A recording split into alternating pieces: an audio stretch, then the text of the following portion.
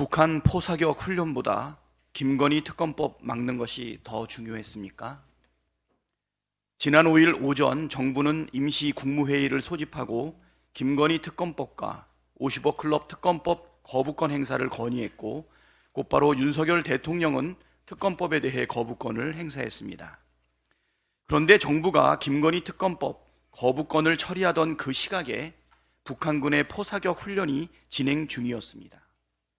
이성준 합동참모본부 공보실장에 따르면 북한군은 당일 오전 9시경부터 11시경까지 백령도 북방 장산곶 일대와 연평도 북방 등산곶 일대에서 200여 발 이상의 사격을 했습니다. 북한군의 대규모 포사격이 이어지는 와중에 임시 국무회의까지 열어가면서 처리해야 할 만큼 윤석열 정부에서는 김건희 특검법을 막는 것이 시급하고 중대한 문제였습니까? 도무지 이해할 수 없는 비상식적인 상황이 벌어졌습니다. 윤석열 대통령과 정부의 최우선 국정과제가 대통령 본인과 가족의 비리 혐의를 막는 것이었는지 묻지 않을 수 없습니다. 설마 이러려고 대통령이 된 것입니까? 국민은 윤석열 대통령과 국힘당이 했던 말을 똑똑히 기억하고 있습니다.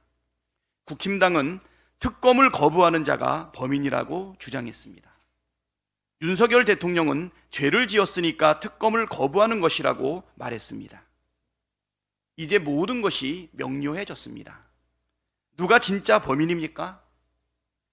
죄를 지은 것은 과연 누구입니까? 윤석열 대통령과 국힘당은 답을 해보시기 바랍니다. 대통령실은 국민이 바보로 보입니까? 대통령실이 김건희 특검법 거부권 행사에 대한 비판 여론이 높아지자 엉뚱하게 제2부속실 설치를 추진할 수 있다며 동문서답을 내놓고 있습니다. 김건희 특검법은 김건희 여사가 주가 조작에 참여했는지 진상을 명명백백하게 밝히자는 법입니다. 대통령 배우자의 활동을 보좌하는 것과는 전혀 다른 문제입니다. 그럼에도 특검법을 거부해놓고 제2부속실 설치 운운하는 것은 진단과 해법이 완전히 다른 생뚱맞은 처방입니다. 국민을 바보로 여기지 않고서야 이런 식의 엉뚱한 답을 할 리가 없습니다. 국민의 절대 다수가 특검법 거부권 행사에 반대하고 있습니다. 계속해서 국민을 바보 취급한다면 우리 국민께서 용서하지 않을 것입니다. 피습범이 아니라 살인 미수범입니다. 일부 언론에서 이재명 대표를 테러한 피의자에 대해 피습범이라고 표현합니다. 매우 부적절한 표현입니다. 시정을 요구합니다. 피습이라는 말은 습격을 당했다는 뜻입니다. 피습법은 습격을 당한 범인이라는 뜻인데 국어사전에도 없는 부적절한 용어입니다.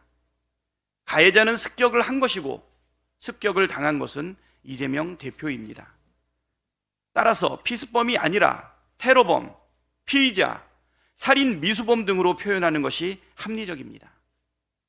특히 피의자 스스로 살인의 고의와 계획성을 인정했고 17cm 길이의 칼로 정확히 목을 겨냥해 공격했다는 점에 비추어 보면 살인 미수범이라고 부르는 편이 더 타당합니다.